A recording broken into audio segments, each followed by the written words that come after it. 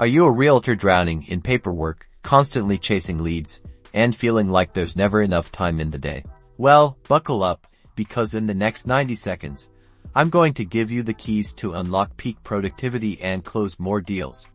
Let's dive into Step 1: Time Management Mastery. First, ditch the scattered to-do lists and embrace time blocking. Schedule specific blocks for lead generation, client meetings, and administrative tasks. Treat these blocks like unbreakable appointments. Next, supercharge your lead generation. Stop cold calling endlessly and start using targeted online advertising, social media marketing, and building strategic partnerships. Focus on quality leads, not just quantity. Speaking of quality, Step 3 is all about client communication. Respond promptly to inquiries, provide regular updates, and personalize your interactions. Happy clients become your best referrals. Use a CRM to manage your client relationships effectively. This will help you track interactions, set reminders, and nurture leads effortlessly.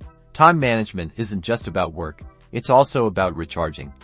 Schedule breaks, prioritize self-care, and delegate tasks when possible to avoid burnout.